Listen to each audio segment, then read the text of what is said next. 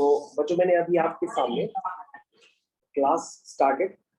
तो बच्चों सबसे पहले यहाँ पर अगर हम कंटिन्यूटी पढ़ते हैं तो जैसा कि आपको नाम से क्लियर है कि कंटिन्यूएशन या कंटिन्यूटी, तो इसका मतलब आपका फंक्शन जो होगा कहीं पे ब्रेक नहीं हो रहा होगा। अगर कहीं फंक्शन ब्रेक हो जाता है तो उसको हम लोग कहते हैं वो फंक्शन आपका डिसकंटिन्यूअस, क्योंकि वो कहीं पे ब्रेक हो गया। लेकिन जो बच्चों कंटिन्यूअस फंक्शन होते हैं वो कहीं पे ब्रेक नहीं होते। तो बच्चों अगर आपको कंटिन्यूअस फंक्शन देखने की आदत नहीं है तो मैं अभी आपको आदत लगा देता हूं। जैसे बच्चों आपने काफी बार एक ग्राफ बनाया होगा y is equal to sine x का ग्राफ। तो बच्चों y is equal to sine x का जब आप ग्राफ बनाते हैं तो ये ग्राफ कैसा होता है?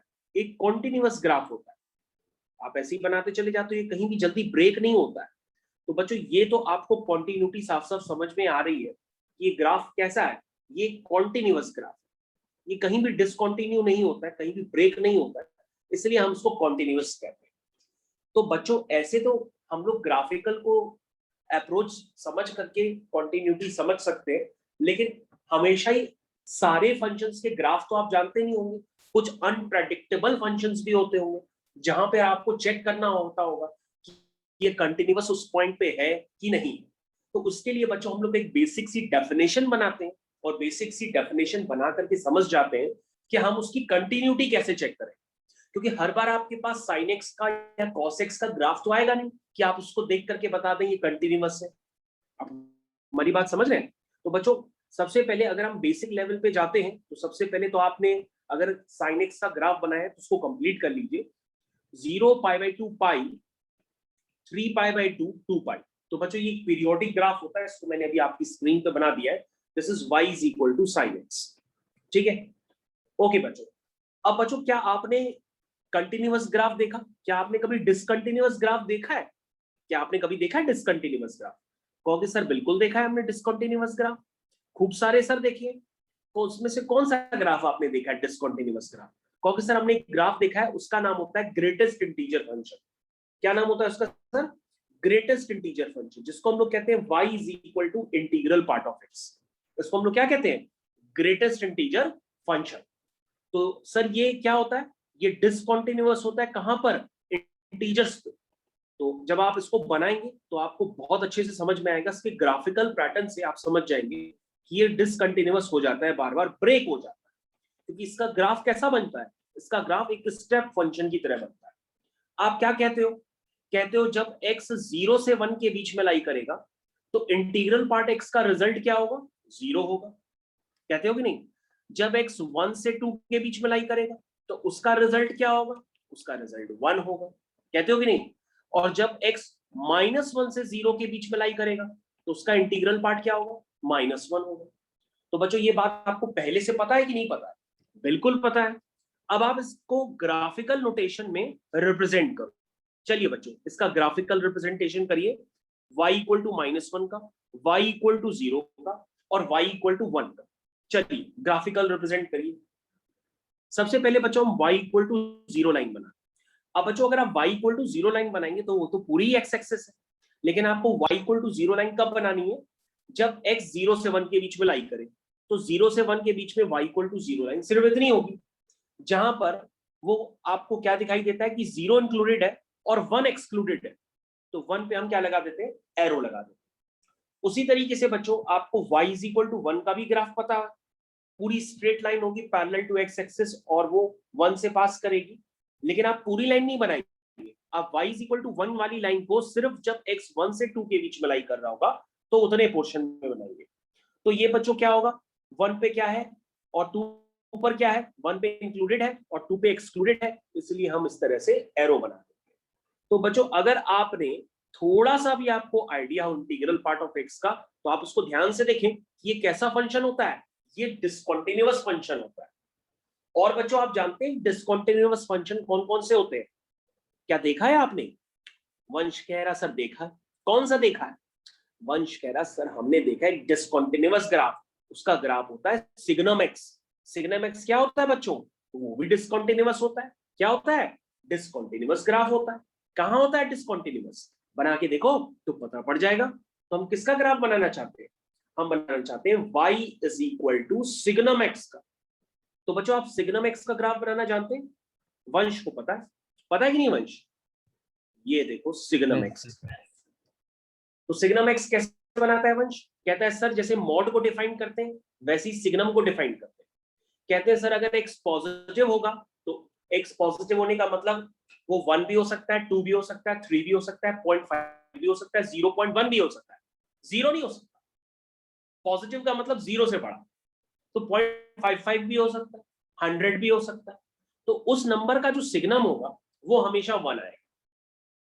यानी सिग्नम 100 हो तो भी 1 होगा, सिग्नम 1 करोड़ हो तो भी 1 होगा, सिग्नम 2 लाख करोड़ हो तो भी 1 होगा। यानी अंबानी के रुपयों का अगर आपने सिग्नम ले लिया, अंबानी के रुपयों का अगर आपने सिग्नम ले लिया तो उसके साथ पास सिर्फ कितने रुपए बचेंगे? 1 रुपए बचेंगे।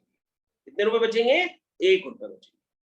और किसी के पास रुपया है ही नहीं, तब आपने सिग्नम ले लिया तो उसका रिजल्ट 0 आएगा। और अगर मान लीजिए एक्स आपका लेस देन 0 नेगेटिव है तो उसका सिग्नम -1 आता है। तो बच्चों आप क्या करोगे? इसको ग्राफ में रिप्रेजेंट करो। सबसे पहले आप किसका ग्राफ बनाओगे? y = 1। तो बच्चों ये लाइन होगी y = 1, ठीक है। लेकिन y = 1 आप पूरी लाइन नहीं बनाओगे, जब x पॉजिटिव है उतने ही रीजन में बनाओगे। तो ध्यान से देखो हमने पॉजिटिव रीजन नहीं बनाई है। और 0 पे बच्चों एक्सक्लूडेड है, 0 पे वो 1 नहीं है, इसलिए 0 पे आप 1 ना लेना, वहां पे एरो लगा दो। ठीक है, समझ में आ गया? उसके बाद बच्चों 0 पे उसकी वैल्यू 0 है, यानी पॉइंट भी है आपका, ये पॉइंट भी ग्राफ में इंक्लूडेड है क्योंकि 0 पे उसकी वैल्यू 0 है। फिर y = -1, y = -1 का ग्राफ ड्रॉ करो बच्चों। ये लाइन होगी y = -1, लेकिन वो -1 0 पे नहीं है, 0 से छोटे x पर है, इसलिए वो पॉइंट आप क्या कर दोगे? एक्सक्लूड कर दोगे। तो ये भी बच्चों क्या है? एक डिसकंटीन्यूअस ग्राफ है। तो बच्चों कुछ ग्राफ तो आप देख करके ही बता सकते हो कौन से कंटिन्यूअस है, कौन से डिसकंटिन्यूअस है और कौन से पॉइंट पे डिसकंटिन्यूअस है। लेकिन हर बार ऐसा थोड़ी नहीं होगा कि आप ग्राफ बनाते रहोगे और बताते रहोगे ये कब कंटिन्यूअस है, कब डिसकंटिन्यूअस है। इसलिए बच्चों हम लोग यहाँ पर इनॉग्रेशन करते हैं कंटिन्यूटी का। चलिए तालियां बजाइए, इनॉग्रेशन हो रहा है कंटिन्यूटी का। बजाइए तालियां, ताली बजाओ, कोई बजाई नहीं। चलो भाई, तो हम लोग इनॉग्रेशन करते हैं अब कंटिन्यूटी का। सबसे पहले इसमें स्टैंडर्ड डेफिनेशन फॉलो करते हैं। लिखना स्टार्ट करिए, लिखना स्टार्ट करिए। A function fx is said to be continuous. A function fx is said to be continuous at point x equal to a, at point x equal to a of its domain. A function fx is said to be continuous at point x equal to a of its domain if, क्या condition होती है? Limit x tending towards a fx is equal to fa। तो बच्चों ये continuity की basic definition अभी मैंने आपको लिख करके दी है कि अगर कोई भी फंक्शन किसी भी पॉइंट पर अगर कॉन्टिन्यूअस है तो उस पॉइंट पर उस फंक्शन की लिमिट किसके इक्वल होगी? fa के इक्वल हो जाएगी। तो बच्चों this is a basic definition of continuity. This is a basic definition of continuity कि अगर आपको कॉन्टिन्यूटी चेक करनी है तो हम उस पॉइंट पर उस फंक्शन की लिमिट लेंगे और वो fa के इक्वल अगर आ जाती तो फंक्शन कॉन्टिन्यूअस है, अदरवाइज नहीं। और बच्चों ऐसा होना भी चाहिए था। मान लो उस पॉइंट पर फंक्शन की वैल्यू डिफरेंट है और उसकी लिमिट की वैल्यू डिफरेंट है, तो इसका मतलब वो फंक्शन कॉन्टिन्यूअस नहीं होगा। इसको बच्चों अगर आप कम समझ पाते हो तो आप ऐसे भी समझ सकते हो कि लिमिट लेने का मतलब ये होता है कि आपने लिमिट 2 तरीके से ले सकते हो। आप क्या करो, अगर a पर डायरेक्टली लिमिट नहीं ले पा रहे हो तो आप उसकी लेफ्ट हैंड लिमिट लो। लेफ्ट हैंड लिमिट के लिए हम a से माइनस लगा देते हैं, a के ऊपर एक छोटा सा माइनस लगा देते हैं, तो उसका मतलब x आपका क्या है? लेफ्ट हैंड साइड से अप्रोच कर रहा है, उसको हम क्या कहते हैं? Left hand limit. समझ में आया? और अगर आप राइट हैंड लिमिट निकालते हो, that is x tending towards a plus fx, ठीक है, और ये दोनों अगर इक्वल आती हैं और वो किसके इक्वल आ जाए, एफ ए के इक्वल हो जाए, तो भी फंक्शन क्या करेगा, कॉन्टिन्यूटी की डेफिनेशन को फॉलो करेगा। तो बच्चों this is the second definition of continuity. आप ऊपर वाली भी डेफिनेशन लगा सकते हो और जरूरत पड़ने पर नीचे वाली डेफिनेशन भी लगा सकते हो, क्योंकि अगर मान लीजिए किसी पॉइंट पे आप डायरेक्टली लिमिट इवैल्यूएट नहीं कर पा रहे, तो उस पॉइंट पे लिमिट इवैल्यूएट करने के लिए हम क्या करते हैं, उसके लेफ्ट हैंड साइड और राइट हैंड साइड पे जाकर के उसकी लिमिट निकालते हैं। अगर वो वैल्यू सेम आ जाती है तो फंक्शन क्या करेगा, कॉन्टिन्यूअस होगा और उसकी वैल्यू एफ ए के इक्वल भी होनी चाहिए। समझ में आया? तो बच्चों इसको हम लोग कहते हैं ए माइनस मतलब लेफ्ट हैंड लिमिट, और ए प्लस होता है तो उसको राइट हैंड लिमिट भी कहते हैं। और बच्चों कुछ और बातें भी जानिए, क्योंकि यही कॉन्टिन्यूटी का मेन कंसेप्ट होता है जो हर क्वेश्चन पे हम लोग को लगाना पड़ता है। सबसे पहले बच्चों ये भी देखिएगा कि हम लोग जब एलएचएल लिमिट कैलकुलेट करते हैं तो एलएचएल लिमिट कैलकुलेट करते समय किन बातों का ध्यान देते हैं।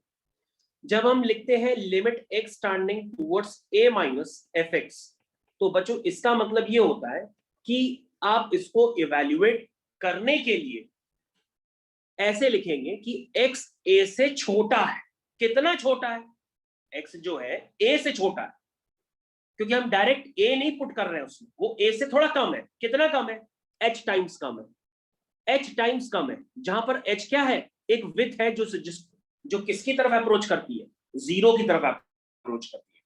ठीक है ना? तो आप इस लिमिट को इवैल्यूएट करने के लिए एक और तरीका अपना सकते हैं कि limit h tending towards zero f of क्या लिखेंगे, x माइनस ए, कि a माइनस x, या बताएंगे कि f के अंदर क्या आएगा। तो बच्चों x क्या है, ध्यान से देखिए, पहले यहां तक समझ में आया कि नहीं आया? ये कॉन्टिन्यूटी की डेफिनेशन है, पहले यहां तक समझने की कोशिश करिए, उसके बाद आप धीरे धीरे अपने आप समझते चले जाएंगे। इसको आप लिखेंगे limit x tending towards zero f of a minus h। ठीक है, क्योंकि आप a नहीं ले रहे हैं, फंक्शन में जो वैल्यू ले रहे हैं वो क्या है, छोटी है। तो वो कितनी छोटी है, a माइनस h।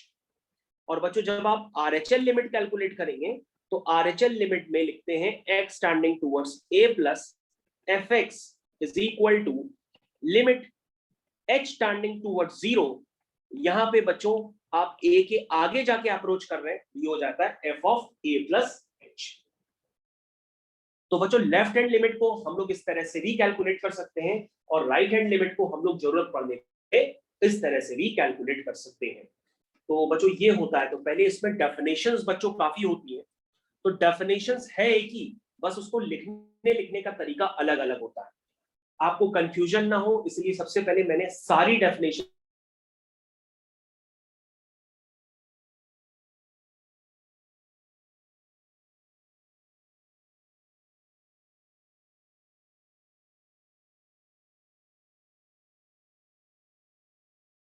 बहुत ज्यादा इंट्रोडक्शन होता है, और लिमिट्स कहां पढ़ाई जाती है, क्लास 11th में। ठीक है, तो लिमिट्स के बेसिक स्टैंडर्ड्स आपको पता होने चाहिए वंस अगेन, क्योंकि इसमें ज्यादातर क्वेश्चंस लिमिट्स पे ही डिपेंड करेंगे। चलिए बच्चों, आपने डेफिनेशन लिख ली होगी अब तक कि डेफिनेशन हम कैसे यूज करेंगे। अब हम लोग बेसिकली इन डेफिनेशंस का क्वेश्चंस में यूज करेंगे। जब हम क्वेश्चंस में यूज करेंगे तो आप काफी बेहतर तरीके से समझ पाएंगे कि क्वेश्चन में क्या होने वाला है। चलिए बच्चों स्टार्ट करें। डेफिनेशन लिख ली।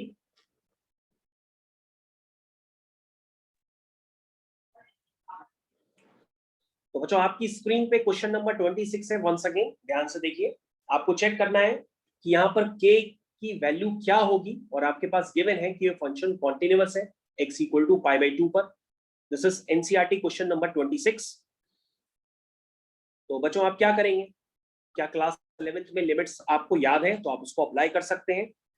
तो बच्चों जब x पाई बाई 2 की तरफ अप्रोच कर रहा है, ध्यान से सुनिएगा, जब x पाई बाई 2 नहीं है, पाई बाई 2 की तरफ अप्रोच कर रहा है, तो उस समय फंक्शन की क्या वैल्यू आपको नजर आ रही है, आप देख के नहीं बता सकते इसमें? कहोगे सर बिल्कुल नजर आ रही है। वैल्यू है sir k cos x upon pi minus 2x। सभी बच्चे यहां पर ध्यान से देखेंगे, मैंने क्या लिखा है, limit x approaches pi by 2। इसका क्या मतलब हुआ? इसका मतलब ये हुआ कि x π/2 नहीं है, π/2 की तरफ अप्रोच कर रहा है।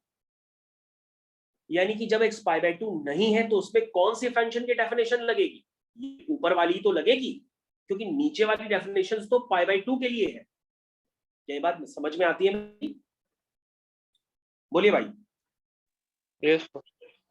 ओके, तो बच्चों आपको करना कुछ नहीं है, आपने लिखा limit x tending towards π/2 fx is equal to f of π/2।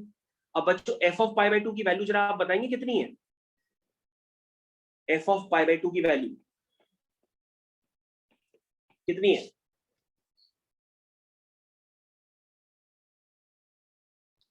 बताइए f ऑफ π/2 की वैल्यू। π/2 पर फंक्शन की वैल्यू क्या है?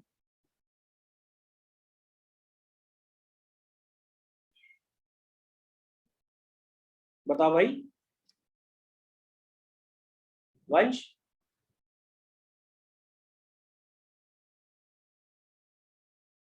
ऋषि π/2 पर फंक्शन की वैल्यू क्या है?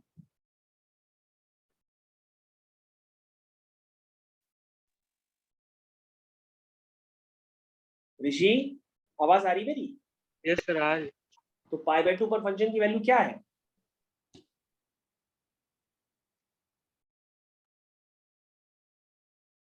क्वेश्चन पढ़ा है आप लोग ने?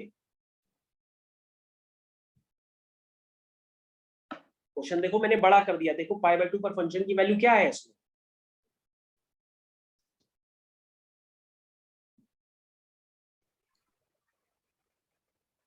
सर 3।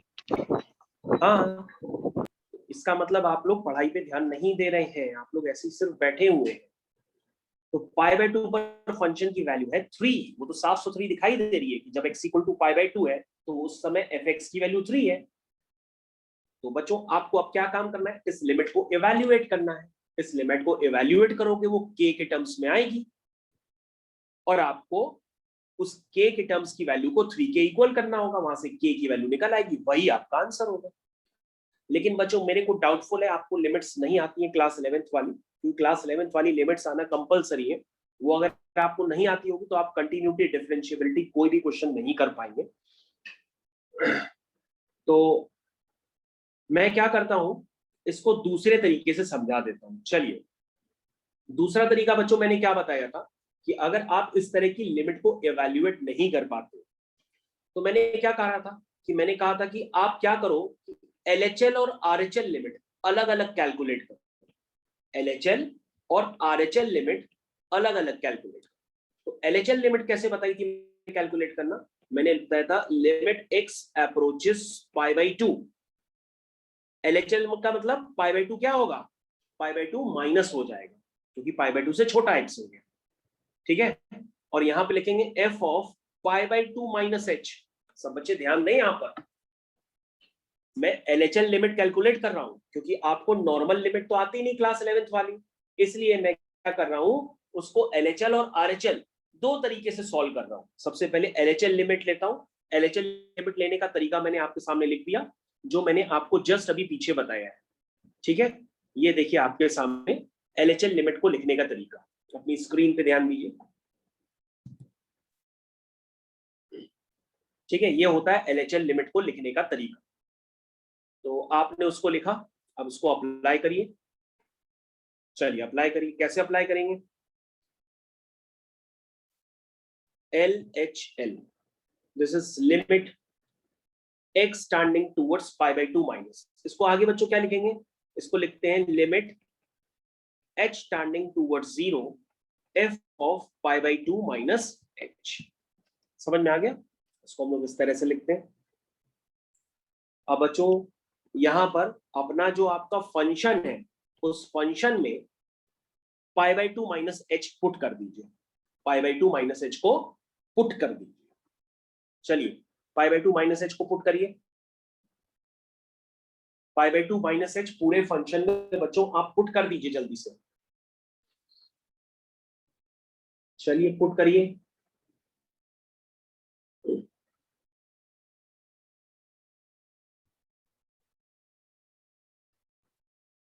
पुट किया तो क्या आएगा? ये आएगा k cos pi by 2 minus h whole divided by pi minus 2x, x की जगह क्या आएगा पाई बाई 2 माइनस h। ये हो गया, इसको सॉल्व कर लीजिए। जब आप सॉल्व करेंगे तो ये आएगा limit h tending towards 0 k cos 90 minus theta क्या होता है sin theta, this is sin h whole divided by pi minus 2, इनसे 2 कैंसिल हो गया, ये हो गया minus pi minus minus plus 2h, ये हो गया। This is limit h tending towards 0, pi से पाई कैंसिल हो गया, ये हो गया k बाई 2 और अंदर बन गया sin h अपॉन h, तो sin h अपॉन h 1 होता है, ये लिमिट का आंसर हो गया k बाई 2। सबसे पहले आप इतना देखिए आपको समझ में आया कि नहीं समझ में आया। मैंने सिर्फ जो डेफिनेशन बताई थी उन्हीं डेफिनेशंस को फॉलो किया है।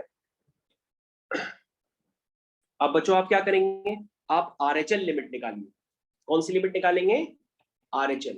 तो RHL लिमिट मैंने कैसे बताई थी, आप लिखेंगे limit x tending towards pi by 2 plus fx is equal to, क्या लिखेंगे आगे, limit h tending towards 0 f of pi by 2 plus h, ठीक है, पाई बाई 2 प्लस h। अब बच्चों अपने फंक्शन में जहां जहां x है उसको पाई बाई 2 प्लस h से रिप्लेस कर दीजिए।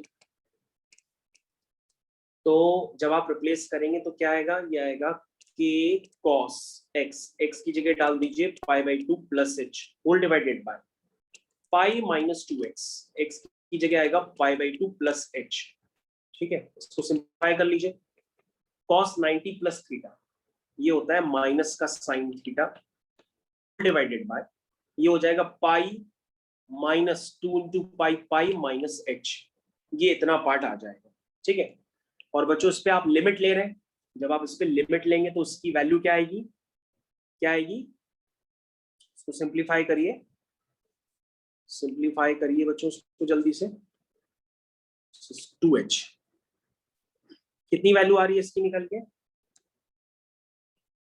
लिमिट h टेंडिंग टुवर्ड्स, तो ये कितना आ रहा है, पाई से पाई कैंसिल हो जाएगा, माइनस से माइनस कैंसिल हो जाएगा, sin h अपॉन h बचेगा, सिर्फ k बाई 2 आएगा, ये k बाई 2 आएगा। तो बच्चों आप देख सकते हैं left hand limit right hand limit के इक्वल आ गई है और उसका आंसर है k बाई 2। आपको ये सारी स्टेप समझ में आनी चाहिए। दिस इज, आपने क्या निकाली, लेफ्ट हैंड लिमिट निकाली और राइट हैंड लिमिट निकाली, ये दोनों इक्वल आ रही है तभी लिमिट भी एग्जिस्ट कर रही है, और ये किसके इक्वल होगी, f ऑफ पाई बाई 2 पर। तो बच्चों ये वैल्यू कितनी आई है, k बाई 2 आई है और f ऑफ पाई बाई 2 3 है, तो k की वैल्यू हो जाएगी 3 इंटू 2 दैट मीन्स 6। तो बच्चों ये है क्वेश्चन करने का तरीका, k की वैल्यू 6 आ गई। अब आप इसको आराम से देखिए और जो स्टेप ना समझ में आया हो वो दोबारा पूछिए।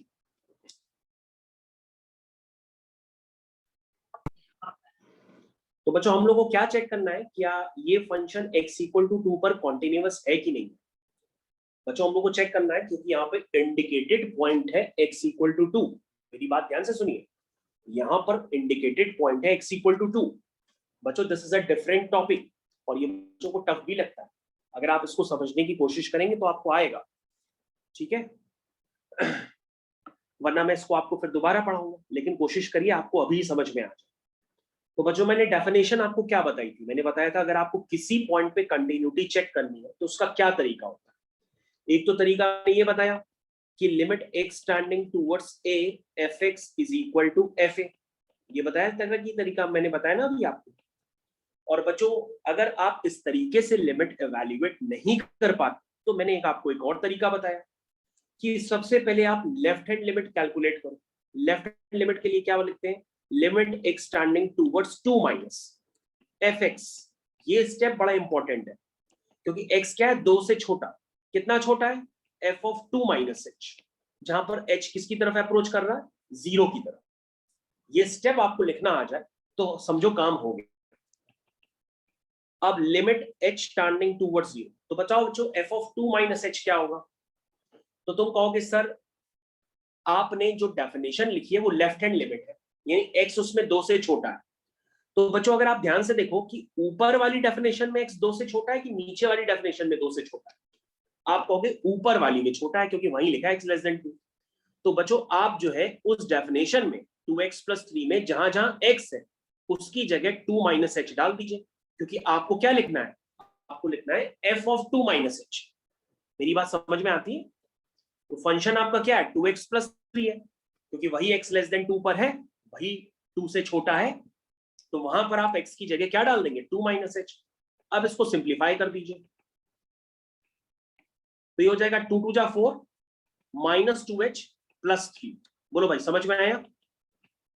तो बच्चों यहां पर क्या आ जाएगा, ये बचेगा सिर्फ 7 माइनस 2h, और h की जगह 0 डाल दोगे तो ये क्या आएगा बच्चों, 7 आ जाएगा। क्या आ जाएगा, 7। बोलो भाई मेरी बात समझ में आती है? बताओ भाई। Yes sir. उसके बाद देखो बच्चों, अब हम क्या करेंगे, RHL लिमिट निकालेंगे। RHL, तो RHL लिमिट कैसे निकालेंगे, हम लिखेंगे लिमिट x स्टैंडिंग टूवर्ड्स, किस पॉइंट पे चेक करना है, 2 पर, तो हम लिखेंगे 2 प्लस fx। RHL मतलब 2 प्लस, LHL मतलब 2 माइनस।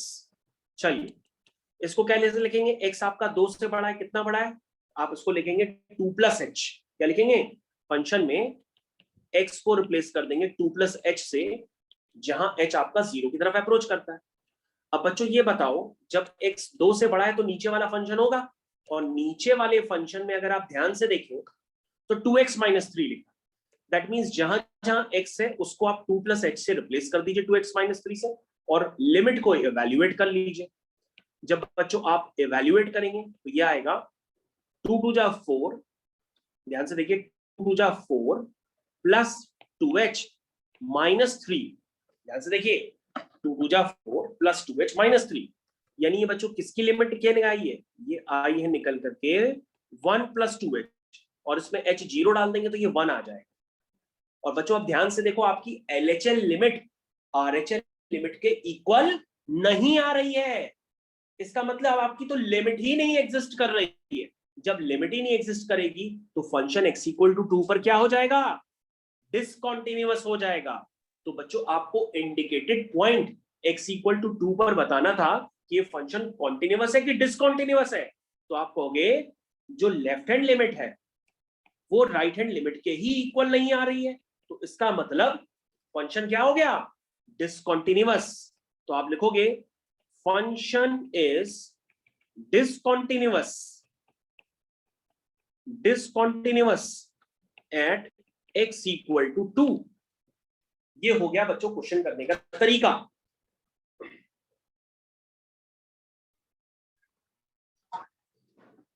तो बच्चों नेक्स्ट क्वेश्चन है क्वेश्चन नंबर 10, जरा ध्यान से देखिएगा। सबसे पहले आप क्या लिखेंगे, the indicated point is x equal to 1, so we have to check the continuity on x equal to 1। we have to check it is continuous at x equal to 1 और discontinuous। तो बच्चों हम लोग क्या लिखेंगे, सबसे पहले लिखेंगे limit x standing towards a fx is equal to fa। अगर ये इस डेफिनेशन को फॉलो करता है तो ये कॉन्टिन्यूअस है, अदरवाइज नहीं। लेकिन बच्चों अगर आपको लिमिट निकालने में प्रॉब्लम है तो आप क्या करेंगे, लिमिट को अलग अलग इवेल्युएट कर लीजिए। सबसे पहले लिखिए लेफ्ट हैंड लिमिट।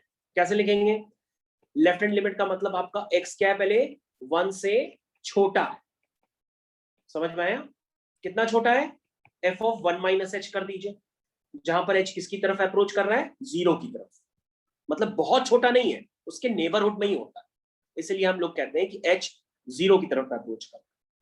अब बच्चों इस लिमिट को आप इवेल्युएट करिए, जब x 1 से छोटा है, तो बच्चों x 1 से छोटा है तो नीचे वाली डेफिनेशन लगेगी, क्योंकि वहीं लिखा है लेस देन 1। तो बच्चों इस डेफिनेशन में जहां जहां x है उसको 1 माइनस एच से रिप्लेस कर दीजिए।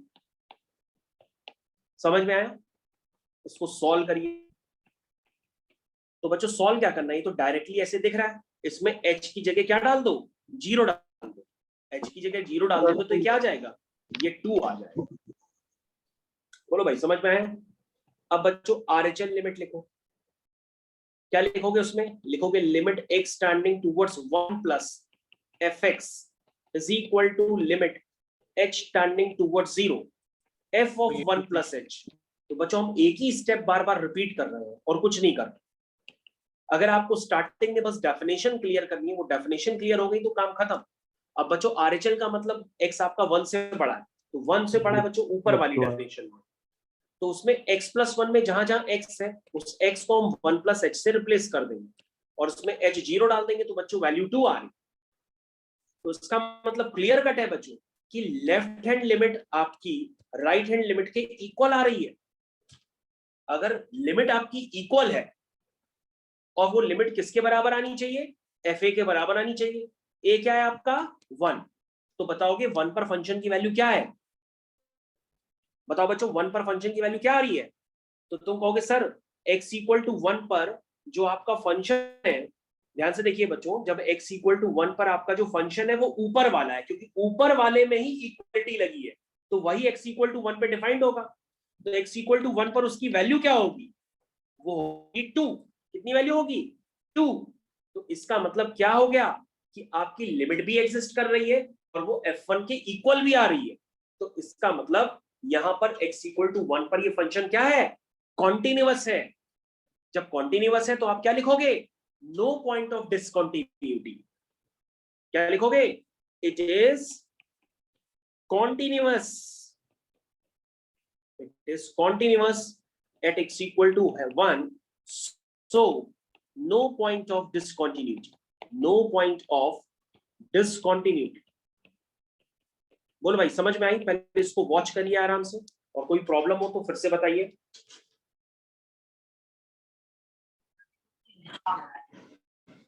ओके बच्चों, क्वेश्चन स्टार्ट करते हैं। देखिए क्या लिखा हुआ है, क्वेश्चन नंबर 13 एनसीईआरटी कंटिन्यूटी। तो बच्चों सबसे पहले x इक्वल टू 1 पर अगर मैं चेक करना है तो सबसे पहले हम क्या लिखते हैं, बेसिक डेफिनेशन लिखते हैं, limit x tending towards 1 fx is equal to f1।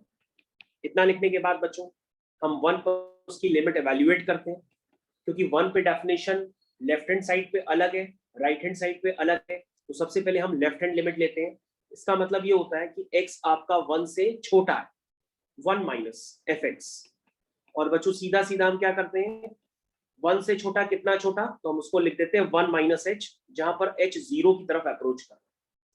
इसके बाद बच्चों हम छोटा सा काम करते हैं, हम देखते हैं जब x 1 से छोटा है तो कौन सी डेफिनेशन है, आप कहोगे सर ऊपर वाली डेफिनेशन।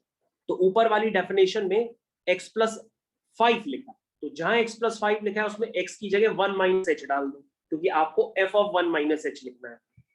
समझ में आया। अब बच्चों इसमें h की जगह 0 डाल दो, तो ये कितना आ गया 6 आ। समझ में आया। अब बच्चों आप राइट हैंड लिमिट निकालोगे, लिखोगे x आपका 1 से बड़ा हो गया, कितना बड़ा हो गया 1 प्लस h टाइम्स बड़ा हो गया, जहां पर h किसकी तरफ अप्रोच कर रहा है, 0 की तरफ। ठीक है, समझ में आया। अब बच्चों आपको कुछ नहीं करना, ध्यान से देखो 1 से बड़ा वाला फंक्शन कौन सा है, जब x 1 से बड़ा है तो नीचे वाला है, x ग्रेटर देन 1 पे x माइनस 5। तो x माइनस 5 में जहां x है उसकी जगह 1 प्लस एच लिख दो माइनस 5, और h की जगह 0 डाल दो, तो ये कितना आ जाएगा -4। क्या आ जाएगा -4। बोलो भाई समझ में आया, क्या आया -4। तो इसका मतलब बच्चों आपकी लिमिट ही इक्वल नहीं है। जब लिमिट ही इक्वल नहीं है तो लिमिट ही नहीं एग्जिस्ट कर रही है। इसका मतलब क्या हुआ, function is not continuous at x equal to 1, यानी कि it is discontinuous at x equal to 1। तो बच्चों आपका यही आंसर आया था। Yes sir. ओके, तो बच्चों हम नेक्स्ट क्वेश्चन दे रहे हैं, ट्राई करिए। ओके बच्चों सबसे पहले देखिए आपके पास जो क्वेश्चन गिवन है, this is 8th question continuity NCERT. सबसे पहले बच्चों indicated point x equal to 0 है, तो सबसे पहले आप लिखेंगे limit x tending towards 0 fx is equal to f0। अब बच्चों सबसे पहले हम इसकी लेफ्ट हैंड लिमिट कैलकुलेट करेंगे, यानी आप जो x है वो 0 से छोटा लेंगे, x जो है 0 से छोटा लेंगे। तो सबसे पहले बच्चों अब आपको यहाँ पे थोड़ी तकलीफ होने वाली है, आप कहोगे सर जब x 0 से छोटा है तो उसका क्या मतलब, तो हमने कहा इसका मतलब हुआ f ऑफ 0 माइनस एच, जहां पर h 0 की तरफ अप्रोच कर रहा है। यही तो मतलब होता है लिखने का, ऐसे ही तो लिखते हैं, ऐसे ही तो सिखाया था। अब आप कहोगे sir limit h tending towards 0 f of minus H, f of minus H आया सर, क्योंकि 0 माइनस एच तो f ऑफ माइनस एच होगा। तो बच्चों हम फंक्शन कौन सा यूज करें, हमने कहा भैया जब x 0 से छोटा हो या 0 से बड़ा हो, तो उसका मतलब 0 तो नहीं है ना, तो हम कौन सी डेफिनेशन यूज करेंगे, ऊपर वाली। तो ऊपर वाली डेफिनेशन में जहां जहां x है उस x की जगह बच्चों हम क्या डाल देंगे, माइनस h डाल देंगे। क्या डाल देंगे, माइनस h डाल देंगे। तो ऊपर आ जाएगा मॉड के अंदर माइनस h और नीचे आएगा माइनस h। और बच्चों मॉड का तो रिजल्ट क्या होता है, मॉड का तो रिजल्ट पॉजिटिव होगा, मॉड ऑफ माइनस h तो h ही हो जाएगा, और नीचे माइनस h है तो ये कैंसिल होके क्या आएगा, -1। समझ में आया? फिर से देखो, right hand limit x tending towards 0 plus fx is equal to, अब x क्या है, 0 से बड़ा है, कितना बड़ा है, 0 प्लस h। 1 होता तो 1 प्लस h, 2 होता तो 2 प्लस h, है कि नहीं? जहां पर h किसकी तरफ अप्रोच कर रहा है, 0 की तरफ। अब बच्चों उसको इवैल्यूएट करो, h 0 की तरफ अप्रोच कर रहा है तो fh क्या होगा, क्योंकि 0 प्लस h तो fh ही हो गया। तो आप बताओगे कि x अगर 0 से बड़ा है तो कौन सा फंक्शन होगा, तो तुम कहोगे सर 0 से बड़ा हो चाहे 0 से छोटा हो, इसका मतलब 0 तो नहीं है ना, तो सर ऊपर वाली डेफिनेशन चलेगी। तो ऊपर वाली डेफिनेशन में जहां जहां x है उसकी जगह हमको fh निकालना है। यानी बच्चों आपका fx जो है वो mod x अपॉन x है, अब उसमें x की जगह आप h डाल दो तो आपका fh आ जाएगा। That means mod h upon h, that means mod h upon h। बोलो भाई ये समझ में आया कि नहीं यहां तक? तो Yes, sir. mod h का h, हाँ तो बच्चों ये वैल्यू कितनी हो जाएगी, mod h का रिजल्ट तो h ही होगा, तो ये h अपॉन h हो जाएगा, तो इसका मतलब ये 1 हो जाएगा। इसका मतलब left hand limit right hand limit के इक्वल नहीं है, left hand limit is not equal to right hand limit, hence function is discontinuous at x equal to 0. Function is discontinuous at x equal to 0. बोलो भाई समझ में आया? Yes sir. Yes, sir. तो बच्चों फंक्शन कोई भी हो, आपको अगर सही डेफिनेशन लगाने आ गई है तो आप क्वेश्चन कर ले जाओगे, डेफिनेशन ही नहीं लगाने आई तो फिर तो बात ही क्या। बस आपको सही डेफिनेशन लगाने आती हो, आप कोई भी क्वेश्चन कर सकते हैं, दुनिया का कोई भी क्वेश्चन। चलो बच्चों एक क्वेश्चन अब हम लोग थोड़ा सा टफ कर लेते हैं। चलिए टफ क्या, बहुत इजी है, आप करने के लिए चेक करो। बच्चों हम लोग को क्वेश्चन नंबर 27 करना है, आप करके बताओगे कैसे होगा। क्वेश्चन नंबर 27, क्वेश्चन नंबर 27 में बच्चों पहले से ही गिवन है कि फंक्शन कॉन्टिन्यूअस है, ये गिवन है, function is continuous at x equal to 2, find the value of k। This is the question, पहले से गिवन है, मतलब आपको प्रूफ नहीं करना है, पहले से गिवन है वो कॉन्टिन्यूअस है, find the value of k। तो तुम कहोगे sir it is very easy, अगर 2 पर कॉन्टिन्यूअस है तो सर 100% उसकी 2 पे जो लिमिट होगी वो f2 के इक्वल होगी, यही तो मतलब हुआ सर, है ना? अब सर हमको लिमिट अगर इवैल्यूएट करने नहीं आती है तो हम अलग अलग डेफिनेशंस फॉलो करेंगे। सबसे पहले लेफ्ट हैंड लिमिट लिखेंगे, तो लेफ्ट हैंड लिमिट का मतलब क्या हुआ कि x आपका सबसे पहले 2 से छोटा है, 2 से छोटा मतलब ऊपर वाली डेफिनेशन लिखेंगे क्योंकि वहीं पर लेस देन 2 है। समझ में आया? समझ में आया? तो f ऑफ 2 माइनस h हो जाएगा जहां पर h अप्रोच करेगा 0 की तरफ। अब बच्चों हम क्या करेंगे, लिखेंगे h अप्रोचेस 0 और ऊपर जो kx स्क्वायर लिखा है उसमें x की जगह 2 माइनस h डाल देंगे तो ये बन जाएगा, और h की जगह 0 डाल देंगे इसमें तो कितना हो जाएगा, ये हो जाएगा 4k। कितना हो जाएगा, 4k।